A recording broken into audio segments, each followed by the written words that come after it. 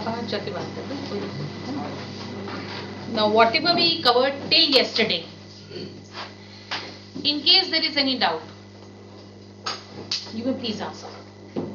कुछ पूछना हो आपको उनके बारे में, उस टॉपिक्स, उन दो टॉपिक्स के बारे में, cash from operating activity and cash from investing activity, ये पूरा मैंने क्लियर कर दिया आपके लिए। कोई क्वेरी हो, कुछ हो, कोई डाउट हो, जो पूछना हो पूछ लीजिए आप, वरना we switch over to the next, we proceed with the topic. हाँ बताइए। प्रिलिमिनरी एक्सपेंसेस रिटन ऑफ है, तो उसका एडजस्टमेंट ऑपरेटिंग एक्टिविटीज में कैसे होगा? ऑपरेटिंग एक्टिविटी में हम क्या करते हैं, जो नेट प्रॉफिट बिफोर टैक्स है उसमें एड बैक कर देते हैं, because it is both non operating as well as non cash. ना प्रीलिम, आप बेसिक पे जाइए ना, तो प्रिलिमिनरी एक्सपेंसेस क्या है, प्री इनकॉर्पोरेशन एक्सपेंसेस हैं। बेसिकली होता क्या है, as per the new rule, वो बोलते हैं फर्स्ट ईयर में ही प्रिलिमिनरी एक्सपेंसेस को आप राइट ऑफ करके खत्म करिए। बट चूंकि बुक्स पुरानी चल रही हैं, पुराना सिस्टम चल रहा है, थोड़ा थोड़ा कहीं कहीं, तो उसमें ये है कि जब उसको राइट ऑफ करते हैं by transferring into profit and loss account, तो basically it is an non operating and non, अगर हम कैटेगराइज करें उस एक्सपेंस को, it is non cash and non operating, क्योंकि हम राइट ऑफ कर रहे हैं उसको। इसलिए हम क्या करते हैं, उसको एड बैक करते हैं before calculating, rather for calculating operating net profit before working capital change.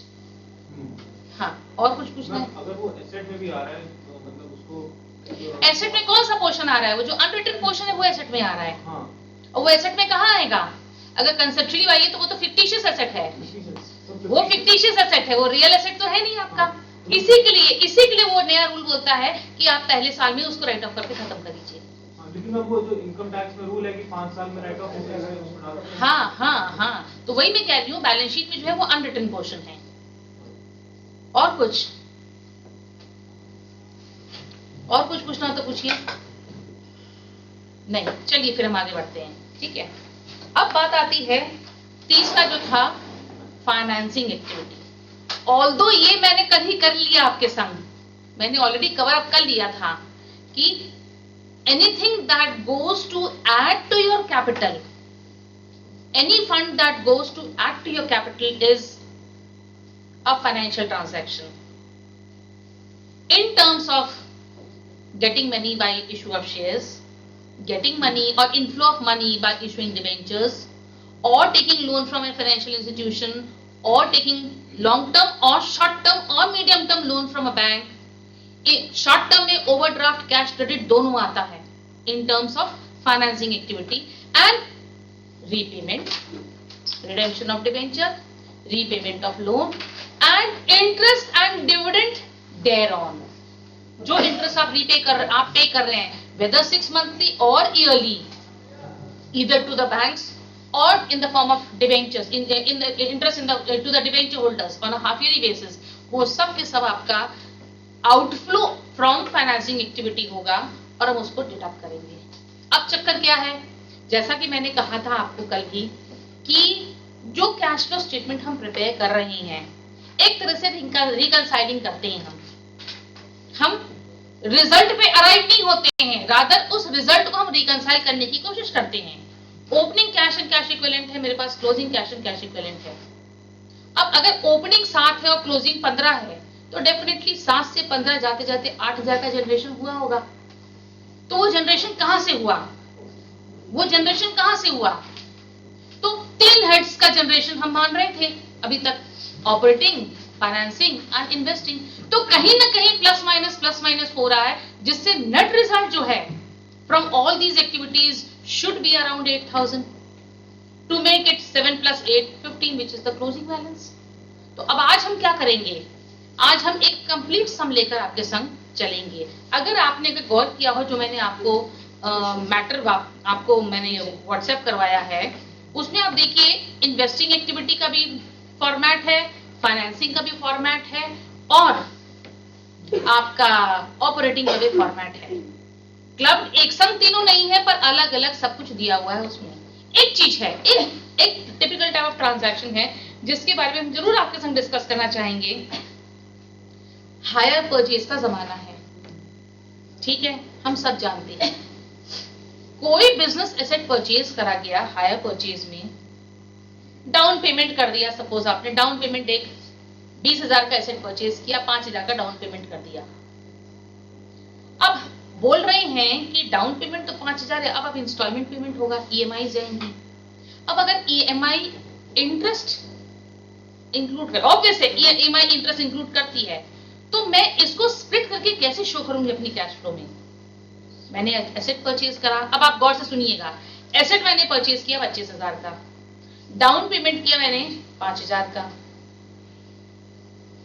Due course में मैं इंस्टॉलमेंट पे करूंगी और मैं इंस्टॉलमेंट के संग इंटरेस्ट भी पे करूंगी। जब मैं एसेट परचेज करती हूं तो अगर मैं कहती हूं अगर मैं कैश पेमेंट करी होती तो वो मुझको 22,000 का पड़ता, पर आज की तारीख में 25,000 का पड़ रहा है इंक्लूडिंग इंटरेस्ट। मैं अपने बुक्स में एसेट को 25 तो दिखाऊंगी नहीं, मैं 22 ही दिखाऊंगी, बिकॉज उसकी कॉस्ट वर्थ क्या है, रियल वर्थ क्या है, 22,000 ही है। और अगर डाउन पेमेंट पूरा करी होती तो मैं 22,000 का पेमेंट देकर ही एसेट को घर लेकर आती।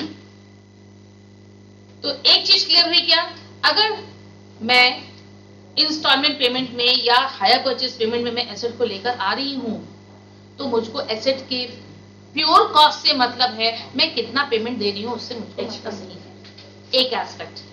अब जो 3,000 रुपए मैं इंटरेस्ट का दे रही हूं, मैं इसको कहां दिखाऊं?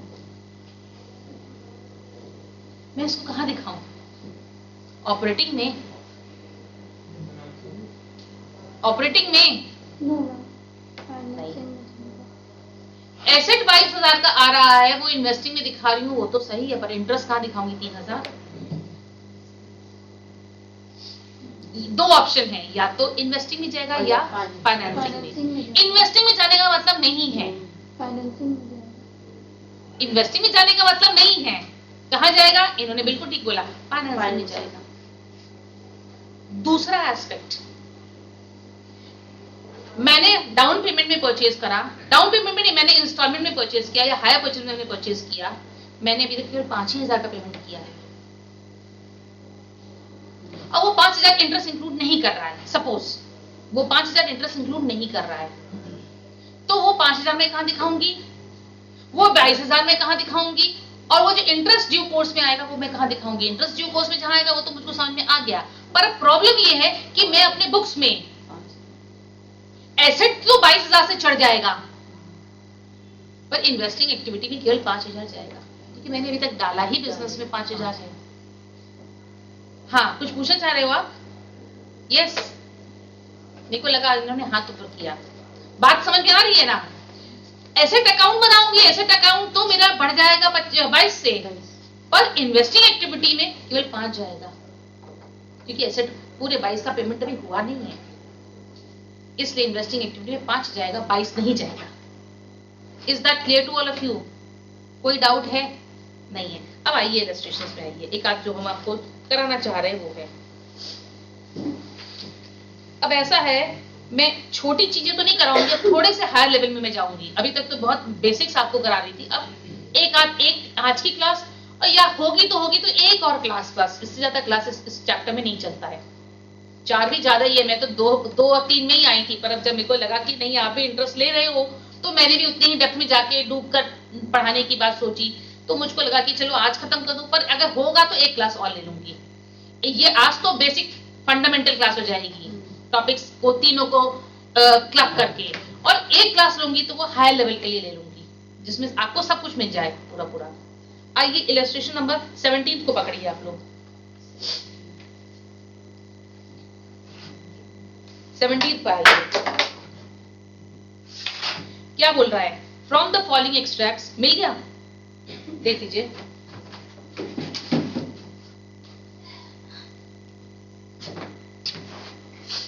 मिल गया है? चलिए आइए, बहुत अच्छा समय बोल रहा है। From the following extracts of a companies balance sheet calculate for the year ending 31 March 2019 investing activity and financing activity. Operating नहीं मांगा है, केवल इन्वेस्टिंग और फाइनेंसिंग मांगा है। इक्विटी शेयर कैपिटल, अब ईयर यहां मेंशन नहीं करा है, नीचे एक मिनट। तो आप ये मान लीजिए कि पहला कॉलम 2019 का है और दूसरा कॉलम 2018 का है। वो कैसे, वो भी मैं आपको बता दे रही हूँ। इक्विटी शेयर कैपिटल दिया है 6,50,000 और 6 लाख।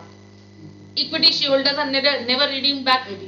इसका माने क्या हुआ कि 6 लाख जो है वो 2018 का है और 6,50,000 2019 का है। ठीक, तो इक्विटी शेयर कैपिटल 6 से 650 हो गया। इसका माने फाइनेंसिंग एक्टिविटी में इशू ऑफ इक्विटी शेयर्स 50 आपने दिखा दिया। अब यहां पर एक चीज और बताऊंगी, नॉर्मली शेयर्स प्रीमियम पे ही इशू हो रहे हैं आज की तारीख में। जो मार्केट ट्रेंड है उसमें हम क्या देख रहे हैं कि शेयर्स ज्यादातर प्रीमियम पे हो रहे हैं। तो अब जब प्रीमियम पे हो रहे हैं तो सिक्योरिटी प्रीमियम रिजर्व के हेड में यही फाइनेंसिंग एक्टिविटी में आप प्रीमियम अमाउंट भी दिखा दोगे। शेयर इशू एक्सपेंसेस भी अगर क्वेश्चन में मेंशन्ड है तो वो भी उसी में डिडक्ट होके आएगा। ठीक है, माने 50 अगर ये है और 10,000 आपके पास आया प्रीमियम का, तो 60 में से अगर इशू शेयर इशू एक्सपेंसेस दिए हैं तो वो डिडक्ट करने के बाद अगर 55 होता है तो आप 55 वहां दिखाओगे। ठीक है, तो आपका आया इक्विटी शेयर 50,000 इशू हुआ। बैंक लोन 10% बैंक लोन है, 10% इंप्लाइड है और 5 से 50 से 30 हुआ। इसका माने आपने रीपे करा है। ठीक है, चलो कोई बात नहीं, ये आउटफ्लो है फाइनेंसिंग एक्टिविटी का। डिविडेंड पेएबल पिछले साल का नील है, इस साल का 1500 है। Now what do you interpret out of it? इसका माने पिछले साल डिविडेंड डिक्लेयर करा नहीं गया है, यस और नो? और इस साल डिक्लेयर कर रहे हैं, पेएबल है 1500, पेएबल है। और अभी ये एक तरह से प्रपोज है। क्यों प्रपोज है? क्योंकि हमने 31 मार्च को बुक्स फाइनल किया, हम प्रपोज कर दिए भाई हम 1500 देने को तैयार हैं, पर अप्रूव कब होगा? जब मई में या जून में एजीएम होगी, उसके बाद उसी साल पेमेंट होगा। इसका माने क्या है कि पिछले साल का जो प्रपोज होता है वो इस साल प्रोवाइड करके हम पे कर रहे हैं। पहला कंसेप्ट दूसरा था, पहला प्रीवियस या पे होता था, करंट ईयर हम प्रोवाइड करते थे, पर अब वो खत्म हो गया है। हमने आपको पिछले क्लास में भी इस चीज को बताया था। अब हम इस साल का करंट ईयर का जो प्रोविजन है, प्रोविजन कह रहे हैं, डिविडेंड है, प्रपोज डिविडेंड है, उसको हम कंसिडर ही नहीं करते हैं, उसको केवल कंटीजेंट लायबिलिटी में डाल के छोड़ देते हैं, क्योंकि ये अगले साल होगा, चलेगा इसका। और पिछले साल नील था तो हम इसका कोई ट्रीटमेंट करेंगे ही नहीं, ऐसा लगता है। ठीक है, आगे बढ़िए। फिक्स एसेट्स 70 से 85 हो गया है। इसका माने मुझको और बैलेंस शीट के अंदर ही एक्यूमुलेटेड डेप्रिसिएशन की भी अमाउंट मेंशन कर दी गई है। और राम, ये 20 250 और 12,000 है। चलो ठीक है, कोई बात नहीं, वही चलाएंगे हम। इन्वेस्टमेंट 50 और 10 नहीं, 10 से 50 हुई है। लैंड एंड बिल्डिंग 350 से 250 हो गई है। एंड गुडविल 20 से 15 हो गई है, मींस गुडविल राइट ऑफ हुई है। एडिशनल इंफॉर्मेशन कंटिजेंट लायबिलिटीज में दिया है। प्रपोज डिविडेंड, अब मेरा इंटरप्रिटेशन यहाँ बदल रहा है। देखिए जैसे जैसे क्वेश्चन आगे बढ़ रहा है वैसे वैसे बढ़ता चला जा रहा है। मेरा क्या हो रहा है, यहाँ पर कंसेप्ट मेरा बदल जाएगा। अब क्या है देखिए आप, प्रपोज डिविडेंड मेंशन्ड है, प्रीवियस ईयर का 10,500, करंट ईयर का 10,000। अब चक्कर क्या है, अब आप समझने की कोशिश करिए। करंट ईयर का 10,000 तो चला गया कंटिजेंट में, प्रीवियस ईयर का 10,500 था, और बोलने 1500 पेएबल है। इसका मैंने पेमेंट कितना हुआ है, केवल 9,000 का हुआ है। यहां आके कंसेप्ट उलट गया, जो हम पहले अज्यूम कर रहे थे वो अजम्पशन नहीं है यहां सही। यहां नीचे चूंकि एडिशनल इंफॉर्मेशन थी और भी दी हुई, इसलिए वो मेरा पुराना अजम्पशन खत्म हो गया। पुराना अजम्पशन बोल रहा था कि पिछले साल आपने प्रपोज किया था 10,500, प्रपोज किया था 10,500, इसको कहां दिखाया आपने, इस साल की पीएल अप्रोप्रिएशन में 10,500 दिखाया। पर चूंकि अभी 1500 पेएबल है, ऊपर दिया है डिविडेंड पेएबल 1500, इसका माने हो सकता है कि ये अनक्लेम्ड डिविडेंड के फॉर्म में पड़ा हो। क्लियर नहीं दिया है कि वो किस फॉर्म में पड़ा है, पर ये पक्की बात है कि पेमेंट हुआ नहीं है। तो डिविडेंड पे कितना हुआ है, केवल 9,000 हुआ है। 10,500 से 1,500 पेमेंट नहीं हुआ है, तो 9,000 का पेमेंट हुआ है डिविडेंड का। क्लियर है चीज, यस और नो? आगे बढ़िए। The loan installment and interest on loan was paid at the end of the financial year. During the year 2018-19, the company provided depreciation on plant and machinery amounting to 6,750 and the company sold 70% of its investment which was held at the beginning of the year at a profit of 20% on its book value. चलिए हम इस सब को करते हैं, आनंद आएगा करने में. आइए अब इसमें जो बनाना है मुझको, वो बनाना है कैश फ्लो स्टेटमेंट में केवल दो ही हेड्स, इन्वेस्टिंग और फाइनेंसिंग, और आपके वर्किंग नोट में जितने सारे यहाँ इंफॉर्मेशन है उतने सारे अकाउंट बना के उसको क्लैरिटी देते हैं. तो जो कल की क्लास में हुआ था और जो आज एडिशनल है वो सब उसमें कंपाइल हो जाएगा.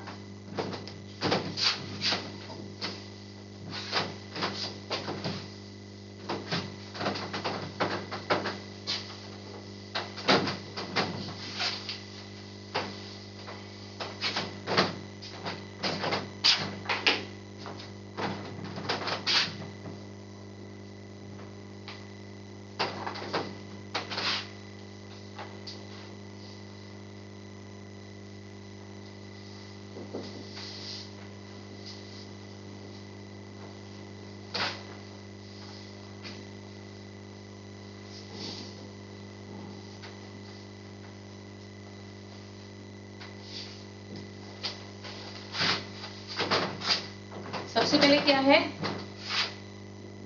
हम इस सबको प्रोसीड करते हैं, है ना. सबसे पहला इक्विटी शेयर, तो issue of shares,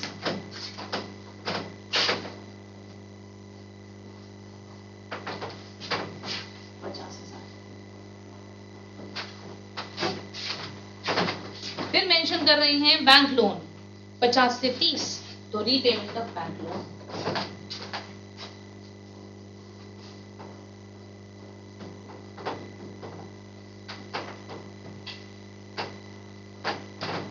How much is it? 20,000. अभी पहुंच रहा है, सब पहुंचेंगे. तीसरा है डिविडेंड पेबल, अभी इसको छोड़ते हैं हम. फिक्स एसेट्स, हाँ प्लांट एंड मशीनरी 70 और 85. अब चूंकि बैलेंस शीट के अंदर एक्यूमुलेटेड डेप्रिसिएशन भी दिया हुआ है, तो हम ये अज्यूम करते हैं कि ये प्लांट एंड मशीनरी अपने बुक्स में कॉस्ट पे चल रही है. यही अजम्पशन है मेरा. तो plant and machinery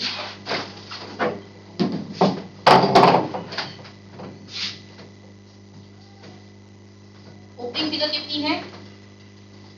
70. And closing figure 85. with accumulated depreciation.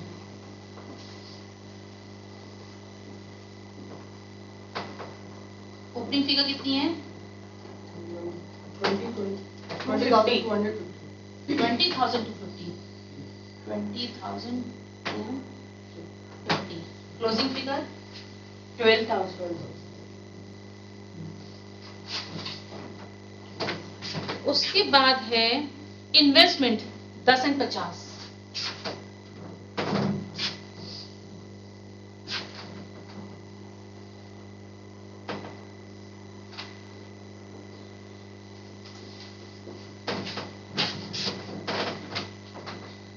Land and building 350 250.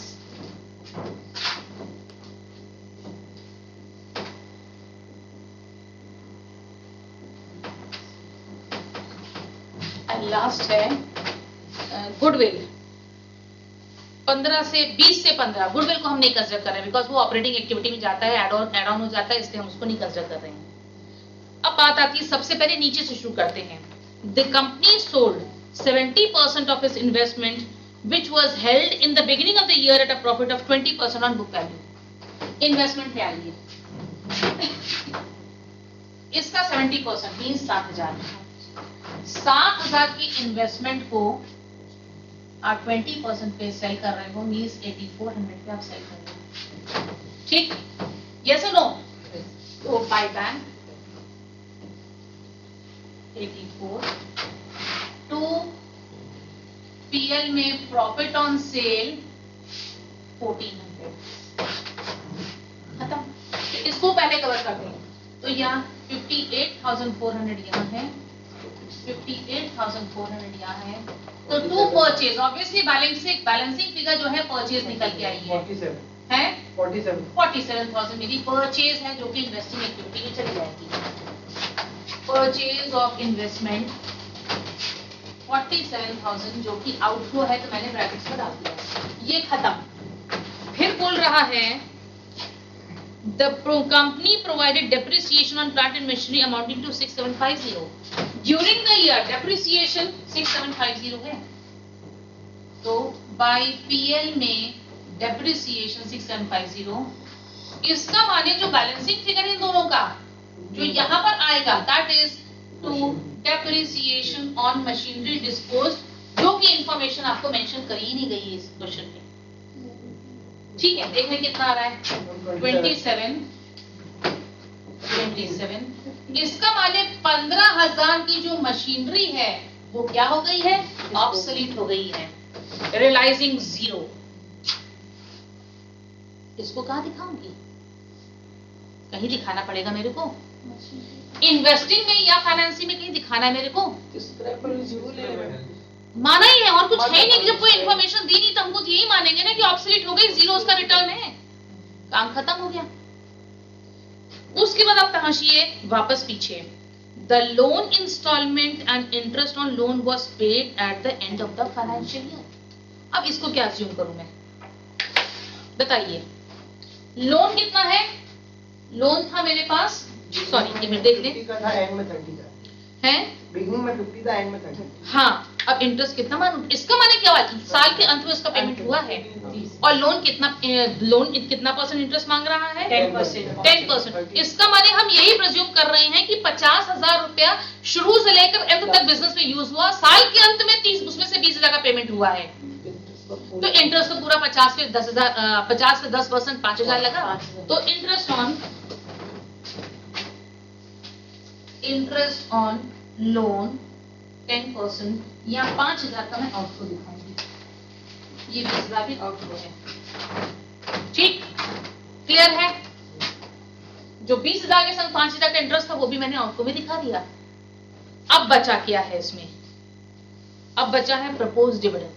Propose dividend का मैंने आपको सोल्यूशन बता दिया था, क्या बताया मैंने आपको कि इस करंट ईयर में आपने डिविडेंड 10,500 पे नहीं किया है, आपने डिविडेंड केवल 9,000 पेमेंट किया है। पेमेंट ऑफ डिविडेंड कितना है, 10,500 माइनस 1,500, 9,000 का पेमेंट हुआ है। ठीक, क्लियर है, कहीं डाउट है तो पूछिए। अब बचा क्या, अब एडजस्टमेंट, बेसिक्स में तो कुछ नहीं बचा है, पर एडजस्टमेंट बाकी है। ये हो चुका है, ये हो चुका है, इसमें आइए, इस 47,000 जो आपने लिखा उसमें एक वैल्यू, इन्वेस्टमेंट वाले में एक वैल्यू और नहीं ऐड होगी मैम, हाँ सेल आएगी, सॉरी सेल आएगी, हाँ आएगी, हाँ सेल ऑफ, वो तो खैर कोई उसकी बात ही नहीं, 8400 है ना। अब आप यहाँ आइए, यहाँ पर लग रहा है कि 1 लाख का आपने बाय बैंक पेमेंट हुआ किया है, सेल ऑफ कर दिया है, तो sale of land and building 1 lakh आपने दिखा दिया, ये भी काम खत्म। अब इन दोनों में आइए, ये ऑब्सोलीट हो गया, ये ऑब्सोलीट हो गया, तो bye machinery dispose, obsolete and disposed, यहाँ पर नहीं दिखा दिया मैंने, कि इसकी कॉस्ट प्राइस दिखाऊं, कॉस्ट दिखाऊं, कॉस्ट कितनी है, 15 ही है, क्यों, क्योंकि वो 0 हो चुकी है उसकी वर्थ, तो इसको यहाँ मैं निल नहीं, मैं इसको 15 दिखाऊंगी। 15,000 की मशीनरी जिसमें पूरा 15,000 का डेप्रिसिएशन लग चुका है, अब उसकी रिटर्न वैल्यू निल है, तो मैंने 15 दिखाया, ये हुआ लाख, ये हुआ लाख, तो 30,000 की जो है ये फिर बैलेंसिंग फिगर, मेरी बैलेंसिंग फिगर परचेज निकल आई, purchase of plant and machinery 30,000, ये कंप्लीट, ये कंप्लीट, ये चारों कंप्लीट हो गया, मेरा सब कंप्लीट। अब इसमें क्या चीज थी जो आपको कहीं पर एक जाके आपके लग रहा था कि यार कहीं दब रही मेरी, और मैं इसको थोड़ा सा क्लेरिफिकेशन नहीं, मेरे कंसेप्ट क्लियर नहीं है, तो शायद मेरी अटक रही है कहीं, ऐसा कुछ लगा आप लोगों को कहीं, एक्सेप्ट फॉर डिविडेंड पार्ट, थोड़ा उसमें ट्विस्ट एंड टर्न था, पर अगर आप खुले दिमाग से उसको समझेंगे तो आपको समझ में आ जाएगा कि payable means due but not yet paid. Current year के प्रपोज डिविडेंड से मेरे को कोई मतलब नहीं, it's a contingent liability, it will become due next year. इसका माने पिछले साल का तो इस साल हम कंसिडर करेंगे, पिछले साल का तो इस साल कंसिडर करेंगे। पिछले साल 10,500 का पेमेंट होना था, ड्यू दिखा रहा है 1,500 अभी भी, इसका माने 9,000 का पेमेंट हुआ है, वो 9,000 का मैंने पेमेंट दिखा दिया, काम खत्म इन फाइनेंसिंग एक्टिविटी। और तो कुछ स्पेशल बात नहीं थी। और ये दोनों जो अकाउंट है, plant and machinery and accumulated depreciation account, ये मैंने आपको कंसेप्ट क्लैरिटी कर दे ही थी इसकी।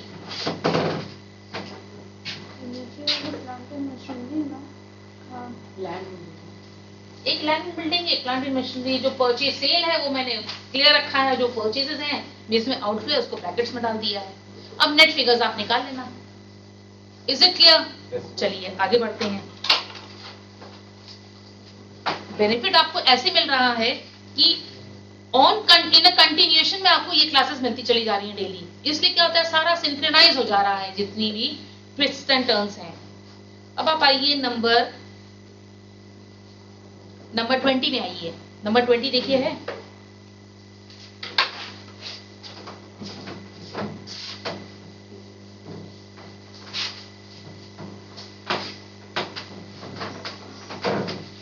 मिला 20 है, मिल गया।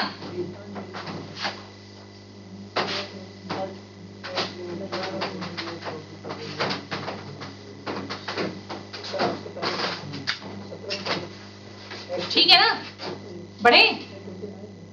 क्या बोल रहा है? X limited reported net profit for the year ending 31 March 2019 as under revenue from operation. Revenue means it is net sales. मिला नहीं मिला? नहीं मिला है, मिल गया है। इसमें आज में कल की बोल नहीं, कल और आज में तुम्हारा तीनों दिन के आप देखते रहिए। वैसे फर्स्ट डे का तो सब मैंने क्लियर कर दिया है, कल का कुछ छूट दिया गया था वो हमने आज कवर कर रहे हैं। आपका हम ज्यादा ही दे रहे हैं आपको करने के लिए। नंबर 20 पे आइए। Revenue from operation is 10 lakh. इसका माने क्या है? आपकी नेट सेल्स 10 लाख की है। Operating expenses excluding depreciation is 6,80,000। अब इन ऑपरेटिंग एक्सपेंसेस में depreciation although being an operating item is not included. ठीक है, it is 6,80,000 and depreciation is 84। माने ऑपरेटिंग एक्सपेंसेस से अलग दिखा दिया है डेप्रिसिएशन को। ठीक है, क्लैरिटी के लिए दिखा दिया क्योंकि वो ऑपरेटिंग होने के बावजूद भी वो नॉन कैश आइटम है। Net profit before tax 2,36,000। Provision for tax 2,36,000 पे 40% is 94,400 and net profit after tax is 141,600। ठीक, अब आप देखिए यहां पर सबसे पहले हम आपको एक चीज बताएं, हाँ समझने की बात है। ये जो स्टेटमेंट दिया है आपको, अकाउंटिंग स्टेटमेंट जो दिया है, इसमें आपको नेट प्रॉफिट आफ्टर टैक्स भी दे दिया है और नेट प्रॉफिट बिफोर टैक्स भी दे दिया है, दोनों चीज दे दी है। अब हम यहाँ पर अपना भेजा ज्यादा नहीं लगाएंगे, हम क्या करेंगे सीधे नेट प्रॉफिट बिफोर टैक्स से काम करना शुरू करेंगे। ये एक टिप है, हम अपने को कॉम्प्लिकेटेड वे में नहीं, अपने को प्रूफ करने की कोशिश को हम नहीं करेंगे। अगर बिफोर टैक्स है तो बिफोर टैक्स वाला आइटम शुरू कर देंगे हम, और नहीं एक मिनट रुकिए, और आफ्टर टैक्स और जो यहाँ टैक्स दिया है उसको हम डिस्कार्ड करेंगे, हमारे को एडजस्टमेंट करने की जरूरत ही नहीं है उसमें। क्योंकि अगर हम आफ्टर टैक्स लिए होते तो प्रोविजन फॉर टैक्स जो या टैक्स परसेंटेज 40% बोल लें उसको हम एड बैक करते, पर जब हमने ऑलरेडी एडेड बैक फिगर ले लिया है तो उस प्रोविजन से मुझे कोई मतलब नहीं है। आप क्या बोलना चाहते हैं? डायरेक्ट लगा सकते हैं। हम वही बता रहे हैं, रेवेन्यू माइनस ऑपरेटिंग प्लस कर देना। हम वही बोल रहे हैं कि आप वो मत करिए, फिर चैलेंज मत एक्सेप्ट करिए वहां पर, क्योंकि देखिए अमूमन ऐसा होता है, वो उस दौर से हम गुजरे हैं जिस दौर से आप गुजर रहे हैं इतने साल पहले, तो हमको पता है क्या करते हैं एग्जाम में। अगर आ गया तो वो बोलते आफ्टर टैक्स से हमको रटाया गया था, आफ्टर टैक्स हम तो आफ्टर टैक्स से शुरू करेंगे। नहीं मत करिए, बिफोर टैक्स या बिफोर से शुरू कर दीजिए, काम खत्म, झमेला आपका खत्म हो गया। तो हम 2,36,000 से शुरू करेंगे यहाँ पर काम। ठीक, फिर बोल रहे हैं एडिशनल इंफॉर्मेशन में operating expenses include 12,000 being loss on cell of machinery. इसका माने ऑपरेटिंग एक्सपेंसेस में एक नॉन ऑपरेटिंग पार्ट भी दे दिया है, नॉन ऑपरेटिंग नॉन कैश भी घुसा के डाल दिया है, तो हम क्या करेंगे उसको एक्सक्लूड करेंगे।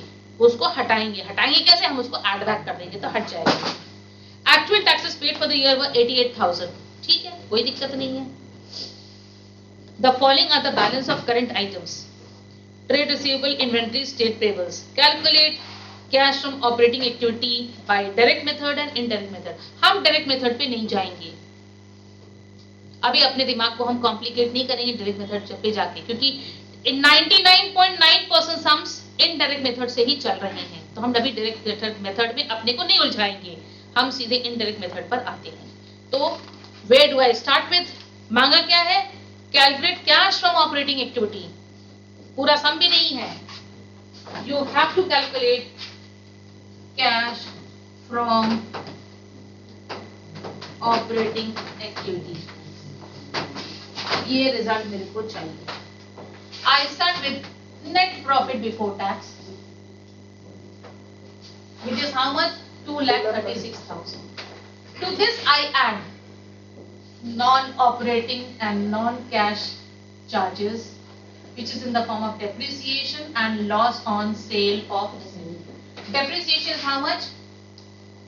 84,000. And loss is 12,000, makes 96,000.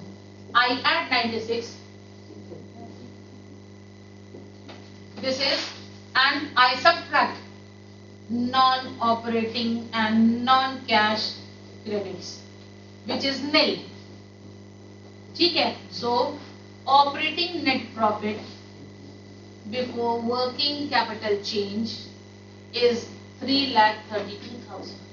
इसमें I adjust plus 2 liability and minus 2 asset, and I subtract plus 2 asset and minus 2 liability. Whatever I get is cash from operating activity. अब इसके बाद हम लेस करेंगे tax paid, which is how much, 88,000। तो बचा क्या, net cash from operating activity, बस finish. अब कैलकुलेशन करते रहिए आप। Got my point. इस समय समझाना केवल एक चीज थी क्या, कि अगर बिफोर टैक्स आफ्टर टैक्स दोनों ही दिया गया है तो हम बिफोर टैक्स को लेकर सम को प्रोसीड कर जाएंगे। Don't accept challenges. आइए नंबर 21, नहीं बेकार है, नंबर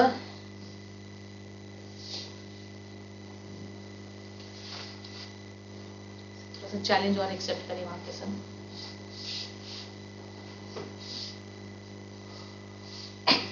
नंबर 27 पे आइए।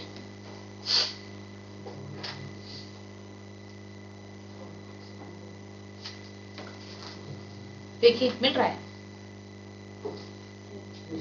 हाँ है, बहुत प्यारा समय ये, कंसेप्चुअली बहुत अच्छा समय ये। अब आप थोड़ा सा जब तक in the mean time just go through the सम,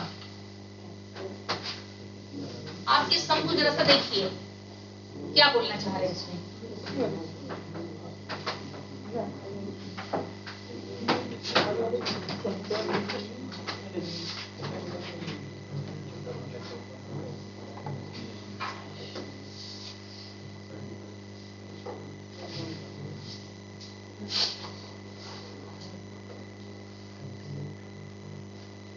देखा, कुछ टिपिकल सा लगा, कुछ डिफरेंट सा लगा है, कुछ भी नहीं आप बोलेंगे, ये इनकम्प्लीट सम है थोड़ा सा, है ना, ऐसा लग रहा है ना। हाँ, अब आइए जो हम बताना चाह रहे हैं आप इसमें, statement of financial position of Shri Shailesh brothers are given below. Limited नहीं है, प्राइवेट लिमिटेड नहीं है, ये प्रोप्राइटरी कंसर्न लग रही है। प्रोप्राइटरी, क्योंकि कंपनी की बैलेंस शीट की फॉर्मेट होती ही नहीं है, ये प्रोप्राइटरी कंसर्न है। अब प्रोप्राइटरी कंसर्न में हम क्या करते हैं, अब एक समझ लीजिए, फंडामेंटल पहले समझ लीजिए आप। हम बैलेंस शीट जब बनाते थे, जब हम बहुत 25 साल पुरानी बात, तो ओपनिंग कैपिटल में हम क्या करते थे, नेट प्रॉफिट ऐड करते थे, हम एडिशन टू कैपिटल ऐड करते थे, हम उसके बाद इंटरेस्ट ऑन कैपिटल ऐड करते थे, ड्राइंग्स माइनस करते थे, तब जो फाइनल रिजल्ट आता था उसको आउटर कॉलम में दिखा देते थे। इसका माने क्या हुआ है कि इस केस में 18-19 में कैपिटल 739 से 615 हो गई, मींस लॉस हुआ है, और वो लॉस कैपिटल में इम्बाइब्ड है। बात समझ आ गई ना? हम क्या समझाना चाह रहे हैं इसमें? तो हम क्या करें, शुरू कहां से करें? हम कैपिटल अकाउंट बना के शुरू करें, ठीक है? तो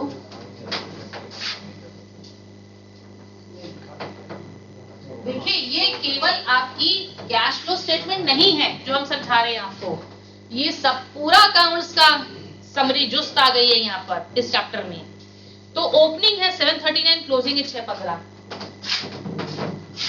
739 615।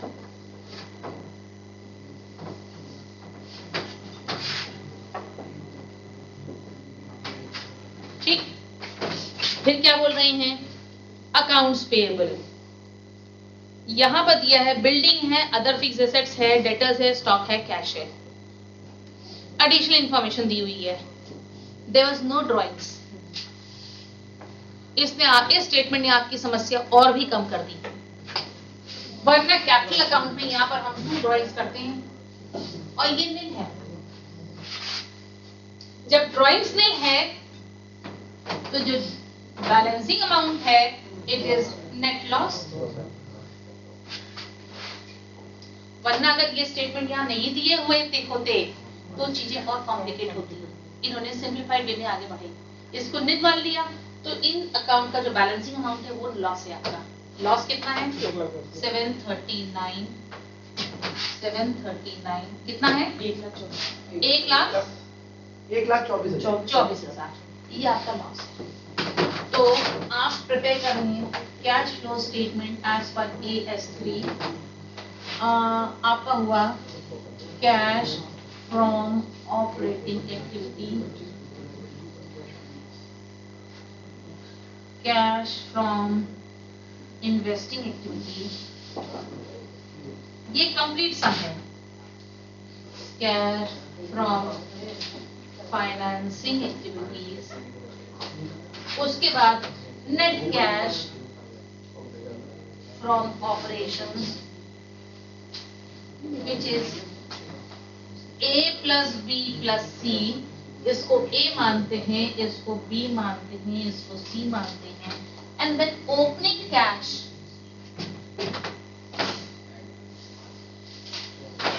will give me closing cash। ठीक, अच्छा अब क्या आ रहा है? अकाउंट्स पेएबल 29 से 25। अब यहाँ पर थोड़ा सा मेरे को काम कर ले दीजिए।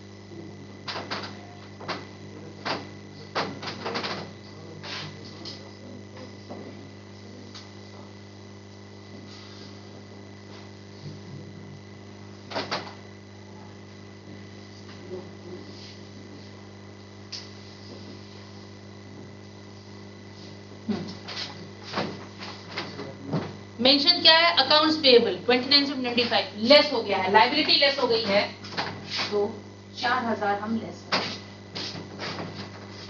अच्छा, नेट लॉस है, नेट लॉस को दिखाते हैं हम 1,24,000। नेट प्रॉफिट बिफोर टैक्स बजाय नेट लॉस कर रहे हैं 1,24,000, इसको ब्रैकेट्स में डाल दिया, दैट रिफ्लेक्ट्स लॉस। फिर बोल रहे हैं बिल्डिंग 1,00,000 से 80 है। अब 20,000 क्या माने हम? डेप्रिसिएशन माने या सेल माने? नीचे क्या बोल रहे हैं? देयर वाज नो परचेज और सेल ऑफ ईदर बिल्डिंग और अदर फिक्स्ड एसेट्स, तो हम इसको डेप्रिसिएशन मानेंगे। तो डेप्रिसिएशन अगर हमने यहाँ पर डेप्रिसिएशन दिखा दिया, ठीक, अदर फिक्स्ड एसेट पे 1,00,000, अदर फिक्स्ड एसेट्स में 1,00,000 है, तो 1,20,000 दिखा दिया, डेप्रिसिएशन 1,20,000 दिखा दिया। ठीक, इज इट क्लियर? उसके बाद क्या बोल रही हैं, डेटर्स 20 से 17 घट गया है डेटर। जब घट गया है तो 3000 यहाँ पर ऐड हो जाएगा। ठीक, उसके बाद स्टॉक 8 से 13 बढ़ गया है, कितने से? 5 से। 5 से बढ़ गया है तो 5 लेस हो जाएगा, because increase in asset is deducted. और लास्ट है ओपनिंग कैश 40, क्लोजिंग कैश 30, तो ये है 40, ये है 30। इसका माने नेगेटिव 10,000 यहाँ आना चाहिए। मैंने कहा ना रिकंसाइल कर रहे हैं तो नेगेटिव 10,000 आना चाहिए। सम खत्म है, सिंपल सा सम था। तो ये कितना हुआ? नेट 4,000 बचा नेगेटिव, और 4 से 3 नेट 1, 5 4 9, ये 10,000 हुआ। नेट 10,000 ये हुआ। ये भी नील है, ये भी नील है, 10 टोटल 10 40 30। क्लियर है? क्लियर है? इस सम में केवल एक एस्पेक्ट था जो क्लेरिफिकेशन के लिए था, वो था ये कैपिटल अकाउंट। तो गौर करिएगा, जब अगर सम मिलता है तो ये देख लीजिए पहले कि किस टाइप की ऑर्गेनाइजेशन है। अगर पार्टनरशिप है या प्रोप्राइटरी है तो कैपिटल अकाउंट जरूर बनाइएगा, तो ही इंफॉर्मेशन आगे मिलेंगी, वरना वो ट्विस्ट एंड टर्न देकर आपको परेशान करेगा। आप खोजते ही रहेंगे यार कहाँ है नेट प्रॉफिट, कहाँ है नेट प्रॉफिट, कहाँ है, या बोलेंगे सम गलत है, मिस प्रिंटिंग है। नहीं, ऐसा नहीं है। थोड़ा सा कंसेप्ट पे जाइएगा तो मिल जाएगा। अब आइए नंबर 28 में, जो कि बहुत ही अच्छा सम है कंसेप्चुअली। देखिए 28 है आपके पास? है? निकाल लीजिए।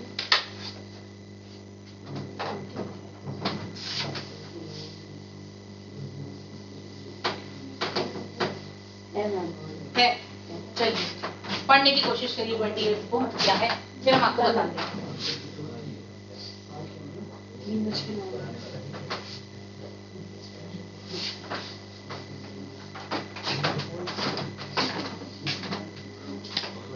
Now it's a balance sheet of a company, देखकर ही लग रहा है, क्योंकि यहाँ पर इक्विटी एंड लायबिलिटीज लिख के शेयर होल्डर्स फंड में शेयर कैपिटल 148 149 दिखा दिया है।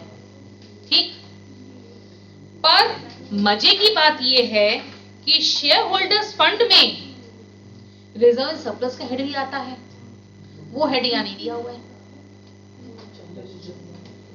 वो हेड नहीं दिया हुआ है। तो हम क्या मानेंगे कि शायद कुछ आगे इंफॉर्मेशन दिया हो। अभी यही प्रिज्यूम करेंगे शायद कुछ आगे इंफॉर्मेशन दिया होगा। पढ़े क्या है? लोन फ्रॉम सब्सिडियरी बैंक 0 से 20 मींस लोन लिया है। लोन फ्रॉम बैंक 30 से 25 मींस रिडीम किया है। करंट लायबिलिटीज 36 से 41 इंक्रीज कर गई है। और यहाँ पर एसेट्स में machinery less depreciation up to date means ये सेकंड केस जो हमने कल डिस्कस किया था, डेप्रिसिएट क्या कहते हैं, machinery being shown at cost and acquitted depreciation account, वो वाला केस यहाँ गया। बिल्डिंग है, लैंड है, दो पार्ट में क्या चीज? क्वेश्चन मैम आगे पीछे। हाँ, दो पार्ट में है। नेक्स्ट पेज आ जाता है। इन्वेंट्रीज है, trade receivables and cash equivalents है। During the year 26,000 were paid as dividends, और कोई इंफॉर्मेशन नहीं दी हुई है। अब जब कोई इंफॉर्मेशन नहीं दी है और ओपनिंग कैपिटल और क्लोजिंग कैपिटल दिया हुआ है, शेयर कैपिटल दिया हुआ है, मेरे पास और कोई रास्ता नहीं है ये अज्यूम करने के लिए भाई साल भर में मैं 1,000 का तो शेयर्स इशू नहीं करूंगी, जो कि 1,48 से 1,49 हो जाए। हाँ या ना? ये तो आप खुद ही एक्सेप्ट करोगे। इसका मतलब क्या हुआ है? प्रॉफिट उसमें चला गया है, प्रॉफिट चला गया है। तो प्रॉफिट आफ्टर टैक्स कितना है? 1,000 है। Net profit after tax 1,000। ये बात क्लियर हो गई है।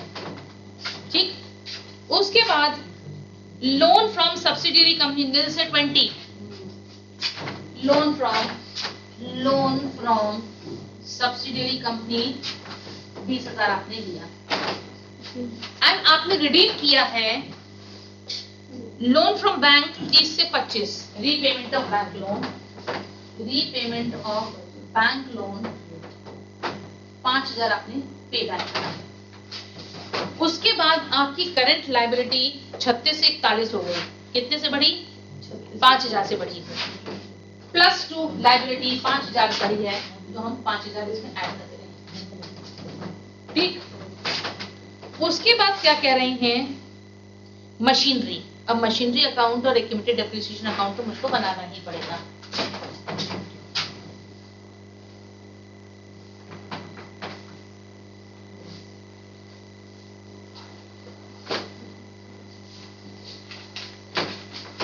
मशीनरी की ओपनिंग फिगर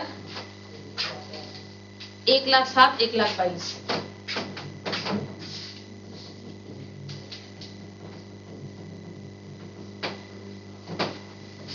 और एक्यूमुलेटेड डेप्रिसिएशन कितनी है, 2736।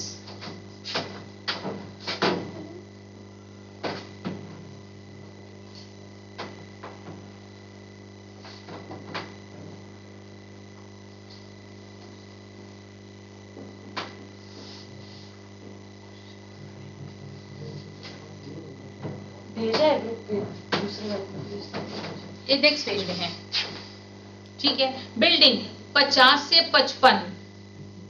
ठीक है, तो परचेज, अब हम इसको सीधे मान लेते हैं परचेज है, परचेज या एडिशन टू बिल्डिंग 5000।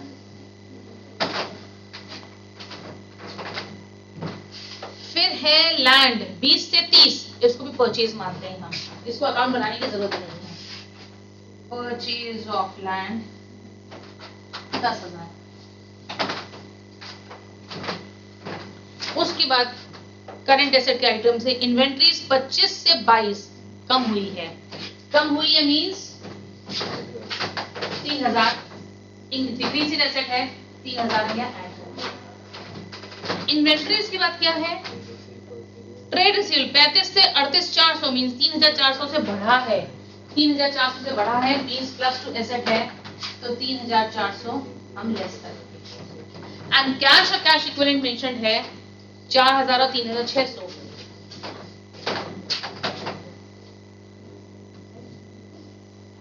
ये 4,000 है, ये 3,600 है, इसका माने -400 रिजल्ट आना चाहिए ना। ठीक, अब और कोई इंफॉर्मेशन है, during the year 26,000 paid as dividend. Story अच्छी वाली है ये वाली। डिविडेंड पेड मींस एक तो इंपैक्ट यहाँ आएगा, डिविडेंड पेड कितना है 26,000, और यहाँ पर आफ्टर टैक्स में मैं ऐड कर दूंगी डिविडेंड पेड 26,000, तो मेरा नेट प्रॉफिट बिफोर टैक्स आ गया 27,000। मैं क्वेश्चन को 27,000 से शुरू करती हूँ, ये अमाउंट मेरा 27,000 आ गया। ठीक, ये तो मेरा काम हो गया। अब ये दोनों बचा है, और कोई इंफॉर्मेशन दिया हुआ है नहीं दिया है, मैं क्या मानूं अब, इस सम को आगे कैसे बढ़ाऊं। यहां से मैं क्लू लेकर आगे बढ़ती हूं, यहां से क्लू नहीं ले पाऊंगी, यहां से क्लू, क्योंकि ये मशीनरी जो है ये कॉस्ट पे चल रही है। अब 27 से 36 हुआ है, इसका माने ड्यूरिंग द ईयर पीएल में डेप्रिसिएशन 9,000 प्रोवाइड करा गया है, तो डेप्रिसिएशन में 9,000 यहाँ दिखाऊंगी। ये मेरा काम खत्म। अब यहाँ पर क्या है, ये 1,07 है, ये 1,22 है, इसका माने 15,000 की टू बैंक परचेज है, which is balancing figure. Purchase of plant and machinery कितनी 15,000। ये सब परचेज हैं। इसका माने इसको देखकर क्या समझ में आ रहा है, आउटफ्लोज ही आउटफ्लोज हैं।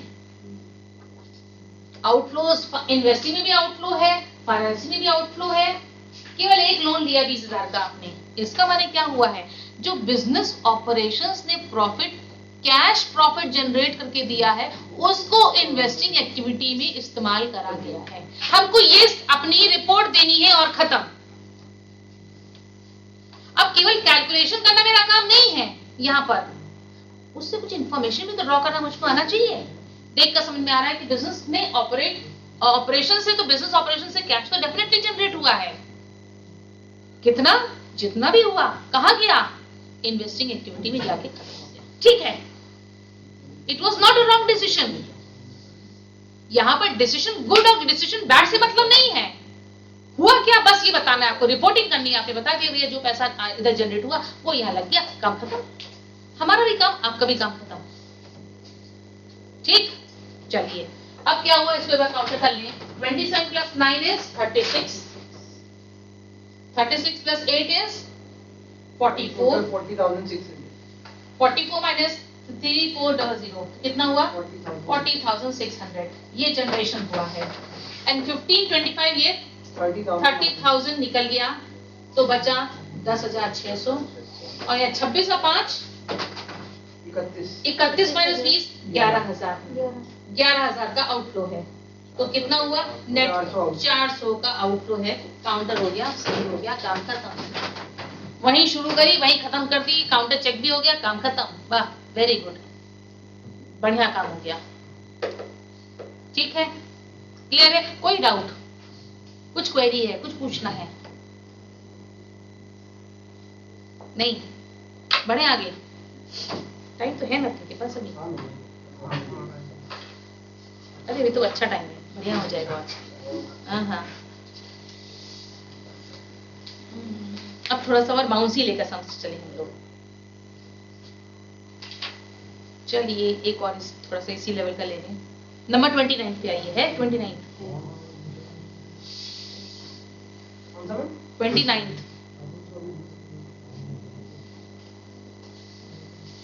माइट भी हमने डाला ना हो, है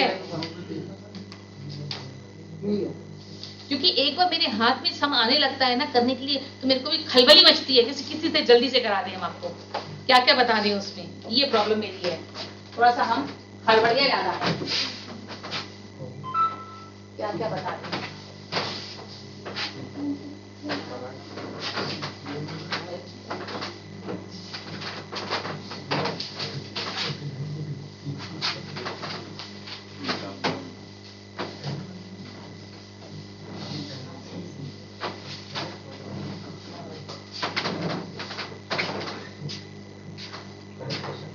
ट्वेंटी नाइन्थ के बाद भी और प्रॉब्लम दी हुई है, देखिए आपको है 30th है।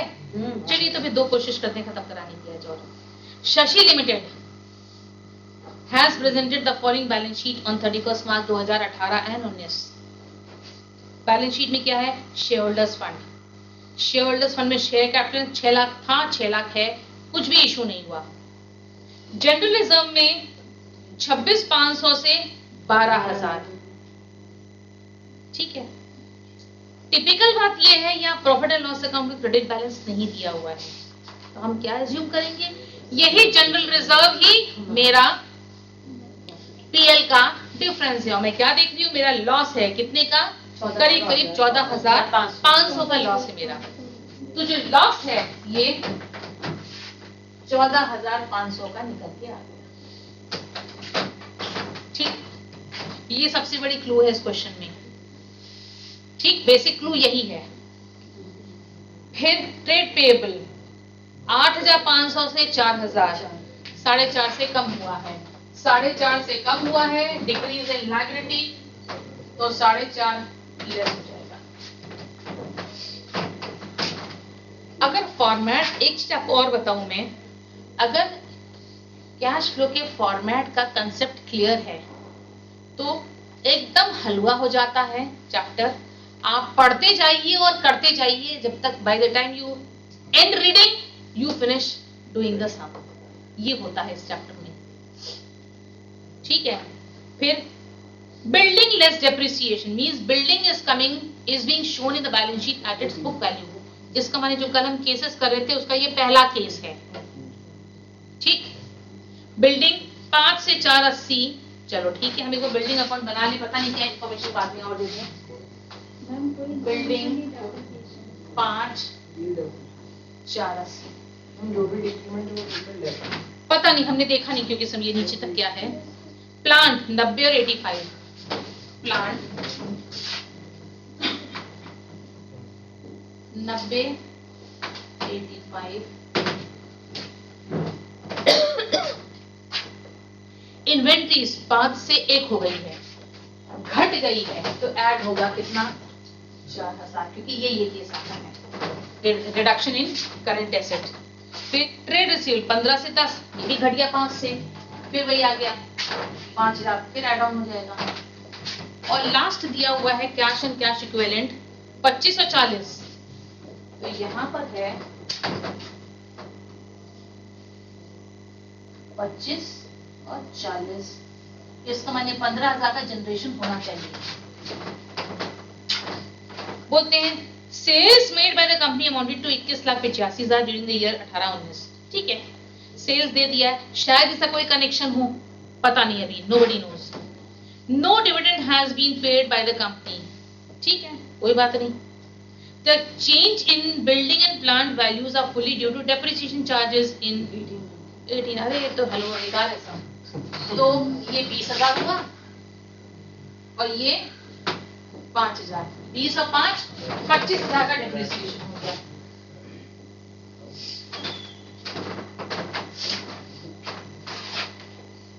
Prepare a cash flow ma'am statement. ये जो 4,000 आपने ऐड किया इसमें एडजस्टमेंट नहीं होगी क्या ये ऊपर वाली 4,000 जो मैंने ऐड किया है वो किसका है? ट्रेड रिसीवेबल्स नहीं, इन्वेंट्री का है।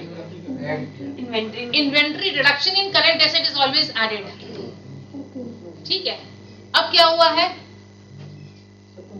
खत्म हो गया। दो चीज निकल के आई इस क्वेश्चन से, खत्म नहीं हुआ, दो चीज निकल के आई। पहला, जो सेल्स की इंफॉर्मेशन दी है वो इररेलेवेंट है, वो केवल ट्विस्ट है, सबको ट्विस्ट देने के लिए है।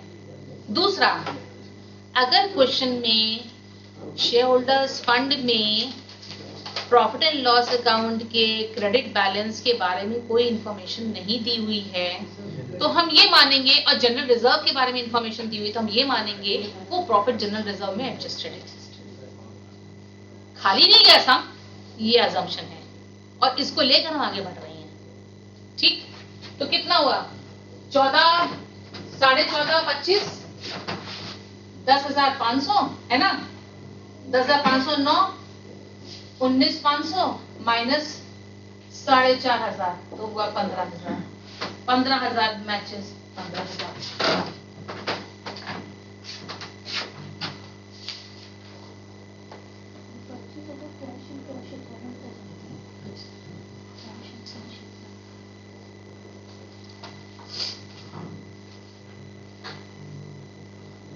चलिए आइए, और है सम आप देखिए दिया हुआ है 30th है एक और कर लेते हैं, बस इसको छोड़ देंगे। एक और कर लेते हैं। ऐसा है ना, जब इस प्लेटफॉर्म में खड़े होते हैं ना तो जो गाड़ी है वो रुकती नहीं है। हाँ। वो एक्सेलरेट पूरी स्पीड में चलने लगती है, फिर रुकने का नाम नहीं लेती, लगता है एक दो और करा दें। चलिए, अरे भाई ये क्वेश्चन बहुत बढ़िया है, इसको देखकर ही समझ में आ रहा है। Balance sheet of Messrs black and white as at 31/3/2018 and 2019 were as follows. ये क्या देखकर लग रहा है? इसको देखकर क्या समझ में आ रहा है? केवल ये लाइन पढ़ा है और ये बैलेंस शीट जो देख रहे हैं इसको देखकर क्या समझ में आ रहा है? पार्टनरशिप फर्म का लग रहा है ये। चलिए, हमने प्रोप्राइटरी कर लिया था, हमने कंपनी कर ली थी, पार्टनरशिप छूट गई थी, चलिए पार्टनरशिप भी कर डालें हम। कैपिटल है 1,25, 1,58, कैपिटल अकाउंट बनाएं।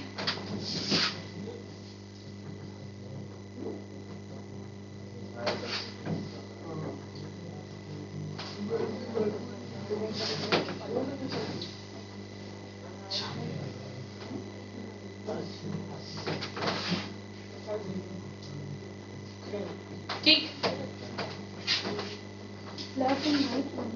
क्रेडिटर्स 40 से 44 बढ़ गए हैं। बढ़ गए means increase in liability 4,000। Mrs White's loan 25 से नील, रीपेमेंट हो गया।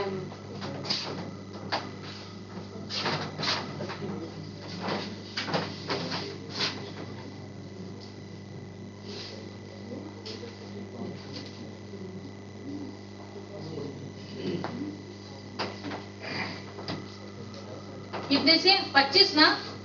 25,000 से रीपेमेंट हो गया। लोन फ्रॉम पीएन बैंक 40 से 50 लोन आया।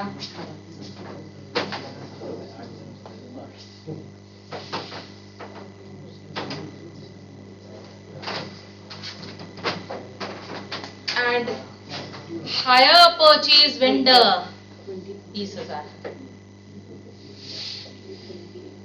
आ गया। जो हम बता रहे थे आपको सवेरे वो चीज आ गई, हमको नहीं पता था कि आएगी, आ गई इसमें।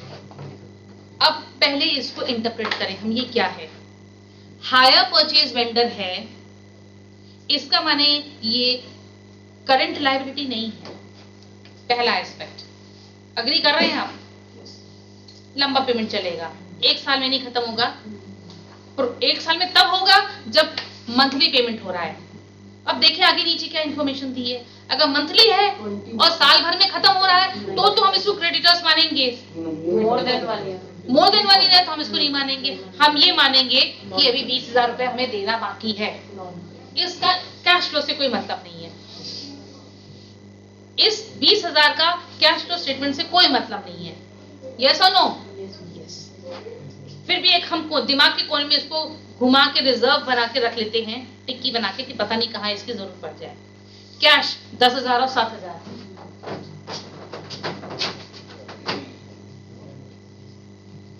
10,000 7,000 मीन्स नेट 3,000 का आउटफ्लो आना चाहिए।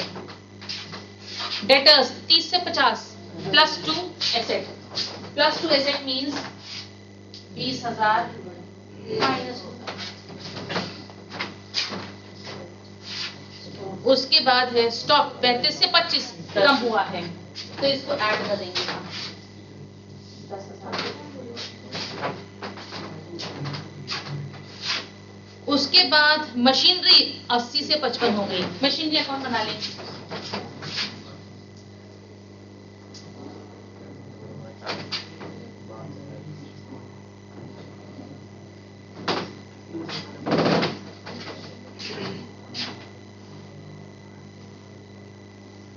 लैंड 40 से 50 परचेज मान लेते हैं।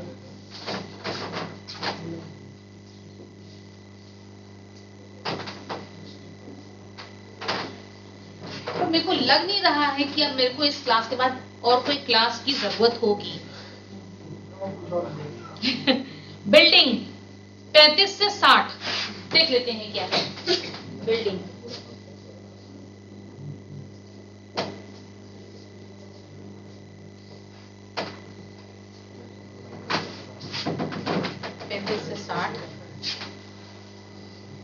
डिलीवरी वैन नील से 25।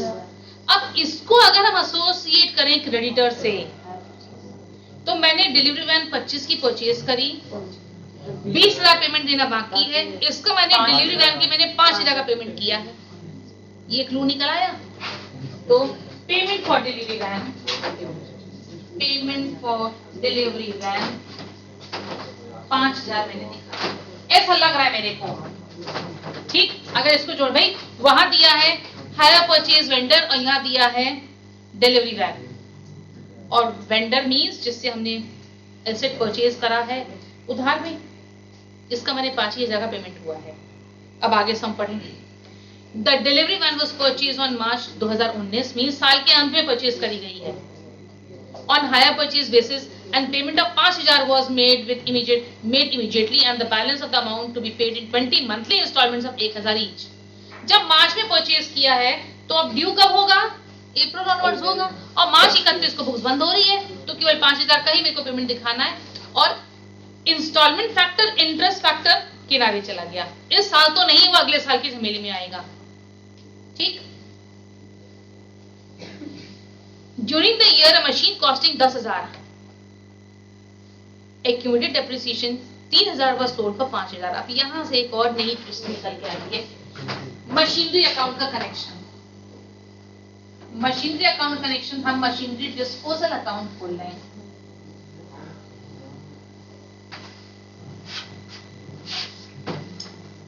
यहां पर आइए, मशीनरी, मशीनरी नेट वैल्यू पे चल रही है। कैसे पता चला नेट वैल्यू पे चल रही है? बिकॉज बैलेंस शीट के कहीं पर भी एक्यूमुलेटेड डेप्रिसिएशन नहीं दिया हुआ है। इसका माने ये पहला वाला सिंपल केस है। तो अब जब मैं मशीनरी डिस्पोजल की बात करूंगी तो मैं इसको नेट पे चलाऊं तो ज्यादा बेहतर होगा, और इसको यहां इम्बाइब कर दूं। ये अकाउंट अलग से अकाउंट बनाने की जरूरत ही नहीं पड़ेगी मेरे को। क्या बोल रहे हैं? अब machinery costing 10,000, accumulated depreciation 3,000, means 10,000 की मशीनरी में अभी तक 3,000 का डेप्रिसिएशन लग चुका है। इसका मतलब उसकी बुक वर्थ कितनी है? 7,000 है। वो सोल्ड फॉर 5,000। तो अब इसकी जरूरत मेरे को नहीं पड़ी। बाय बैंक कितने में सेल किया है? By 5,000। By PL loss on sale 2,000। तो sale of plant and machinery 5,000 और हाँ लॉस ऑन सेल 2,000। इतना आ गया निकल के, इतना निकल के आ गया। फिर क्या बोल रहे हैं?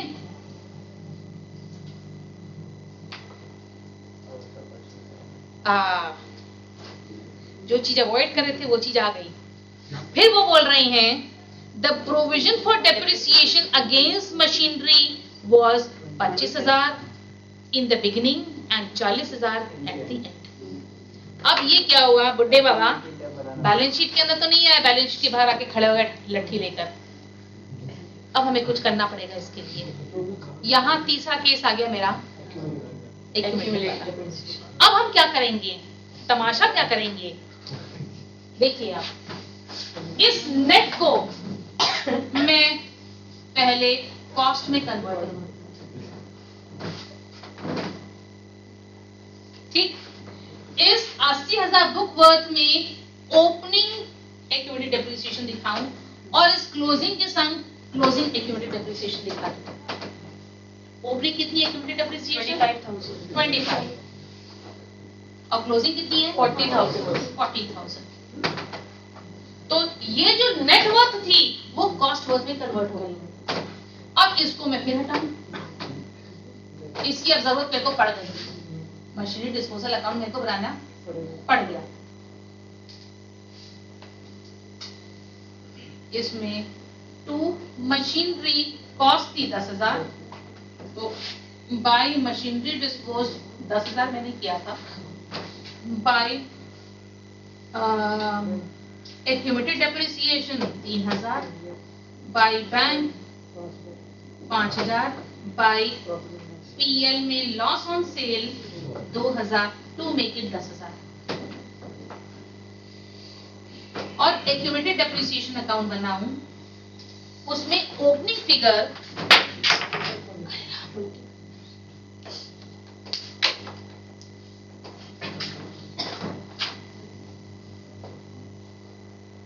कितनी है? 25 टू बैलेंस कैरेट डाउन 40। अब to depreciation on machinery disposed is 3,000, this is 43, this is 43, so 18,000 is by PL depreciation during the year. Did you get it?